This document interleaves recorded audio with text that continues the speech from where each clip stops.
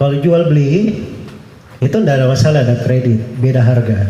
Yang penting di kreditnya itu jangan ada tambahan saja. Kalau ada keterlambatan jangan ada denda.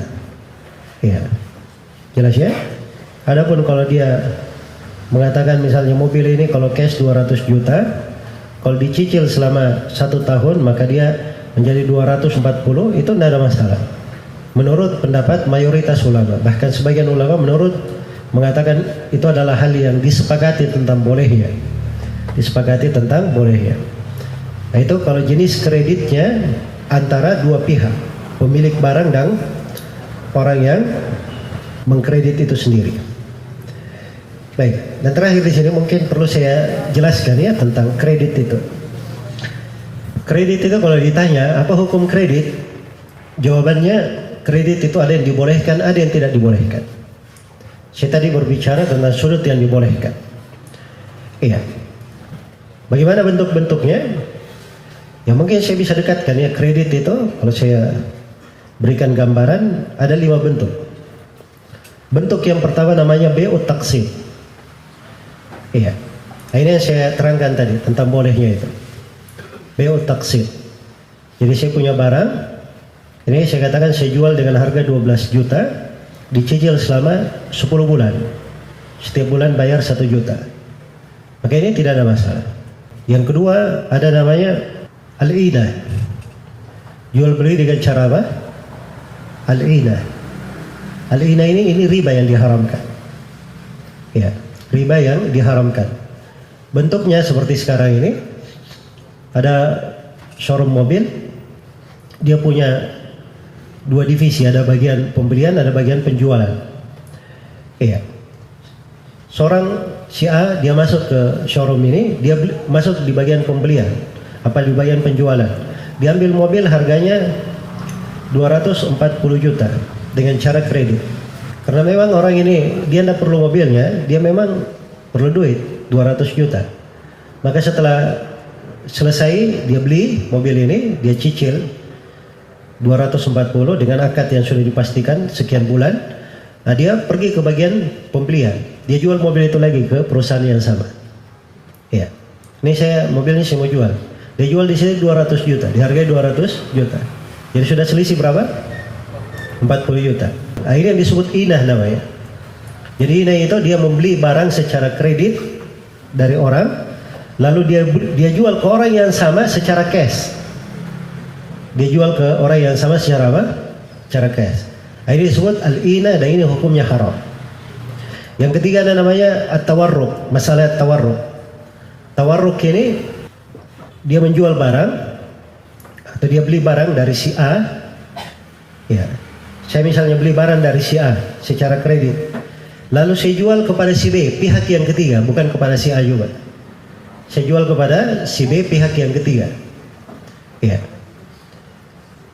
Apakah ini dibolehkan atau tidak? Ini letak silang pendapat di tengah para ulama. Dan yang benarnya itu adalah hal yang dibolehkan. Dan ini solusi syar'i untuk permodalan. Ya, untuk permodalan di masalah apa? Tawarruk.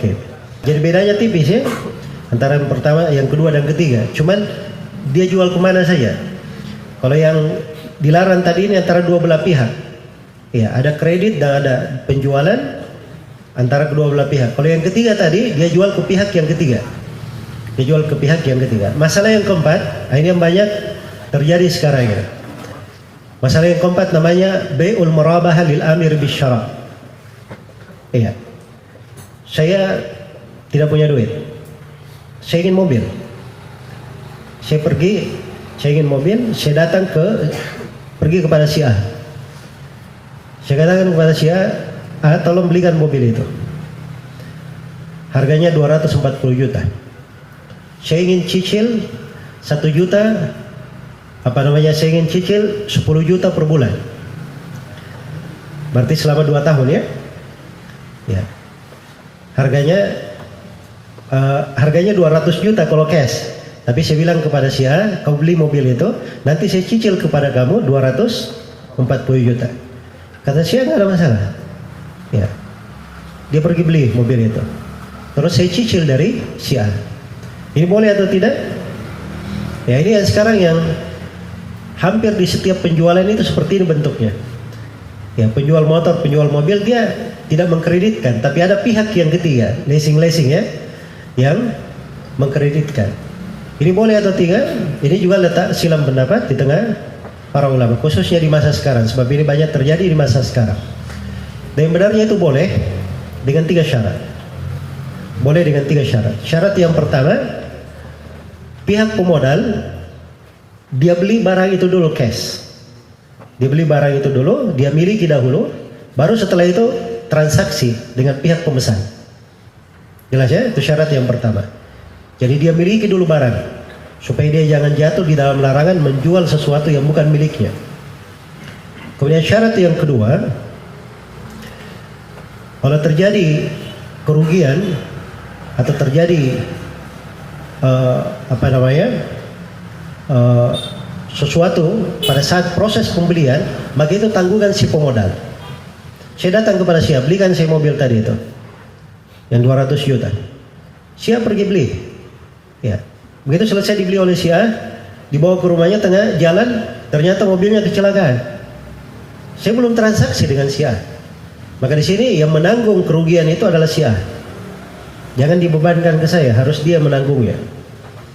Terus syarat yang ketiga, kalau saya batal untuk membeli, saya pemesan, saya batal untuk membeli, si A tidak boleh memaksa saya untuk membeli.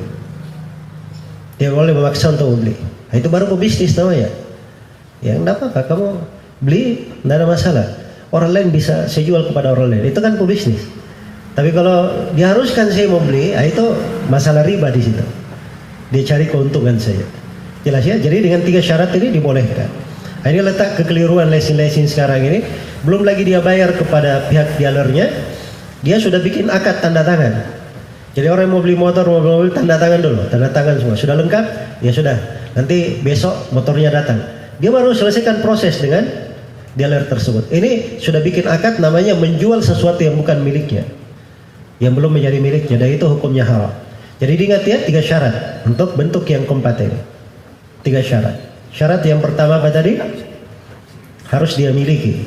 Syarat yang kedua, kalau terjadi kerugian atau beban sesuatu itu ditanggung oleh pihak pemodal.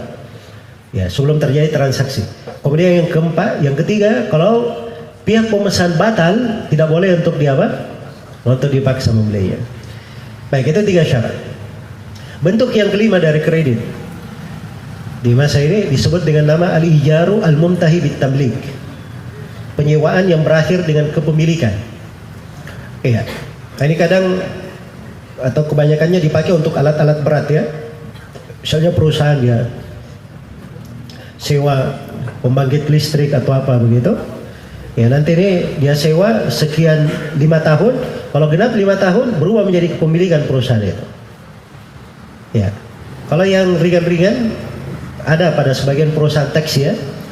Ya, sopir taksinya disuruh bayar setoran. Kalau dia sudah berhasil dalam 5 tahun menyetor dengan jumlah itu, maka mobil taksi itu menjadi milik dia. Menjadi milik dia. Nah, ini ada beberapa bentuk. Tapi bentuk yang saya sebutkan tadi, yang umumnya dia menggabungkan 2 akad, itu tidak dibolehkan menggabungkan 2 akad.